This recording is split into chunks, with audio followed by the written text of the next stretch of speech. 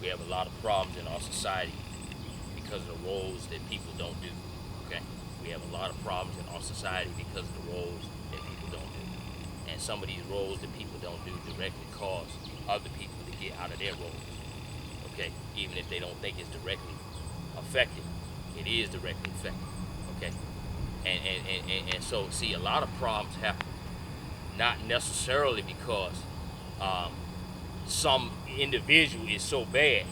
Okay, a lot of things happen because individuals that might have supposed to have been doing good in particular situations didn't do good. So it caused individuals that have maybe inclinations towards doing dark things or negative things. They have no restraint now, and they have no excuses to stop them now. Okay, so now check this out. Okay, um, we all had a capacity for evil as human beings. We're all born with the capacity and a draw towards some sort of evil. Okay, whether that evil is displaying outwardly or inwardly or so on and so forth. Okay, but when everybody does their part, when everybody does their societal function, okay, then it limits the evil in a sense. Okay, it limits it to keeping the society running sort of how it's supposed to be. Okay, in a way. Okay, so now check this out. Okay, I'm gonna go back to the oppressors. Okay, I'm gonna go back to the dreamers that became the oppressors. Okay, so now we gonna answer how the dreamer became the oppressor in the first place. Okay, so remember I was telling you about the lack of love they have. Okay, well check this out. Some of the lack of love they have come from the fact that people could have loved them but didn't love them. Somebody could have cared about them but didn't care about them. Somebody could have showed them that they're there for them and so on and so forth. They support them but didn't support them. Okay, so as a result, okay, this person became power hungry. Okay, and they don't care who they oppress or smush or run over, whether that's in politics or whether that's you know, trying to receive presidential positions or senate positions or mayor positions or anything like that. Okay, they don't care who they run over, oppress, or so on and so forth, because they wasn't shown the love to show them that they ought to have restraint. Okay, because in general, okay, even a person that's inclined to evil, the love that they've been given, they tend to want to give that to others. People tend to want to give what they was given. So if they was given the love, then they would want to give that. Now there are exceptions, obviously, and there are some people that are just more hell bent than others, so to speak. Okay, but in a lot of cases, a lot of things would be stopped if they were given the compassion that they could have been given by the people that were supposed to give them that compassion. Okay. Okay. So now check this out. Check this out. You know, even when you look at somebody like Hitler, okay, even when you look at somebody like Hitler, okay, the quintessential evil guy, okay, when you look at his life, okay, I'm not justifying anything that Hitler did, okay, but when you look at his life, there were people around him, you know, his mother, his father, the brothers, sisters, all these people around him, the people in the society, so on and so forth. There were people around him that could have embraced him and shown him some sort of love in his childhood or his early development, but they didn't. So as a result, once he got a hold of some power, he thought nothing of just taking people's lives and wiping them out. Okay, so now check this out. Check this out. For every monster that we have in our society, okay, for every monster that we have in our society, every evildoer, every oppressor, whatever manifestations this look like. So maybe one monster is a gossip monster. They want a reputation to destroy everybody. One monster maybe is a murderer. One monster is a aggressive, corrupt businessman that want to get people out of their land or get people out of their property, or maybe one monster is a corrupt lawyer that wants to undercut everybody and give people bad deals and mess people over depending on what money is paid where. Okay, for every monster that we have in our society that's out destroying people, there were probably about 200 good people that could have prevented them from being a monster if they did their individual part, if they did their small part, if they did their part of compassion, if they did their part of, hey, let me take you with us to come play football. Hey, why don't you hang out with us this time? Hey, don't sit alone. Come be with us. Come be embraced by us. You know what? You ain't so bad. You roll with us. Hey, you know what? I'll go to the movies with you. Hey, you know what? What you studying? Hey, what you up to? Hey, I want to find out what you're doing. Hey, I want to get to know you. Hey, I want to see what you up to. Okay? If 200 people in them individual lives just did their small part, it likely would have turned that person from becoming a monster into becoming a productive member of society that want to use the power they have to spread the good, like the good that's been given to them. Okay?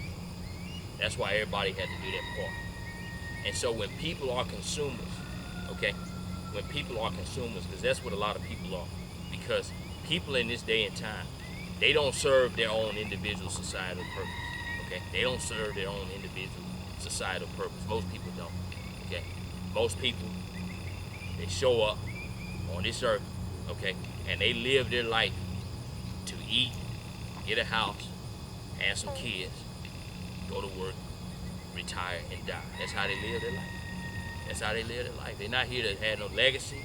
They don't live to have a legacy. Not to say that they don't have one. Not to say that they don't have a purpose. Okay, but in terms of how they view their own life and how they going about it, they're not focused on that. They just focus on what they can get. They're just consumers. They just here to eat and crap it out. That's what a lot of people do in terms of how they function. Okay, and they have kids in the process that eat and crap and do the same thing. But as far as how they helping individuals, they don't care nothing about that. A lot of people. Okay. Now check this out. Okay. It depends on how you look at it, because somebody that say in trucking, okay, that's a serious societal purpose. Okay. Somebody that go out and deliver food and get it to places where people need it. Somebody that go out and purify water. These are major societal purposes. Somebody that's a farmer, you know, somebody that produce goods, somebody that make weapons, somebody that make automobiles, you know. These are serious societal purposes. Teachers, you know, preachers, you know, people that are politicians, so on and so forth. These are serious societal purposes. And even if somebody, check this out, even if somebody just working merchandise, okay, they can still have a societal purpose within their job or outside of their job, okay? Because if that person that just work merchandise, okay, if they do that and make somebody feel good while they on the job and make somebody feel better about their day and make a friend in the place when they doing merchandise, okay, or selling jewelry and so on and so forth, then that's a societal purpose, because you're helping build somebody up, and in some particular cases you might even help keep somebody alive, okay, because you show them kindness where they're not getting that nowhere else, you know. So people can find a purpose when they really looking to fulfill one, okay. Even if you in high school, okay, even if you in high school and you got a 2.0 GPA, okay, you can teach, by the time you get to senior year, you can teach the freshmen the mistakes you made and help them get to college even if you can't get there. That's still a societal purpose. That's still a societal purpose. And if people look for that and look to do good in these small areas, then they would stop some of these monsters from growing and feeling justified and going to go smush people. But when you become a consumer, check this out, you set yourself up to be victimized as well, okay? When you become a consumer, you set yourself up to be victimized as well, okay? I'm gonna tell you how. When you become a consumer, okay? When you become a consumer, you become a person that want to buy whatever's thrown in your face, whatever's the lowest price, or whatever's put in front of you, or whatever you don't want to look for, right? And the people that are the oppressors, they count on that. They count on you not looking hard. They count on you not working hard. They count on you looking for the easiest, simple answer, right? So when you become a consumer, you just want to consume. You don't want to go thinking. You don't want to figure out what's going on. So what do? They lie to you. They give you a lie that will sell to you, so you'll buy into them, and then you feed the oppressor. And then they continue to oppress other people by your dollars because they're feeding you some sort of lie. They're selling you some sort of point, and you're destroying your own mom and pop businesses by buying into the fact, well, I just want to buy whatever's low, okay? Instead of being a supporter, okay?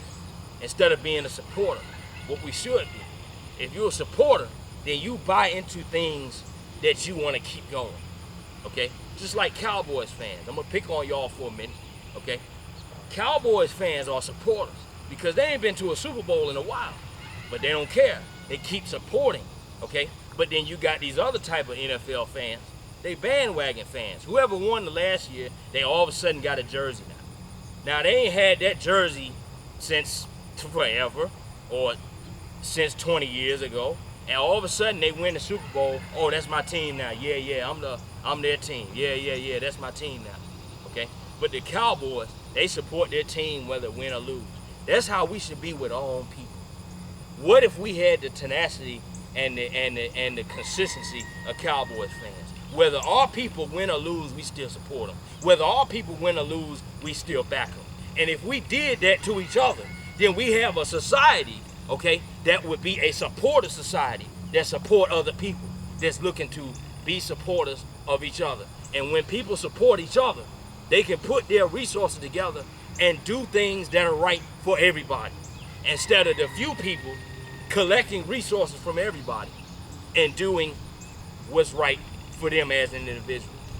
So that's how the solution in the end is becoming a supporter instead of a consumer. Okay? And that's how the dreamers become the oppressor. Because the supporters wasn't the supporters when they were supposed to support. And then they become consumers. And then when they become consumers, then the oppressors use the consumer to feed the desires of the oppressor. That's my message on the day. You take care.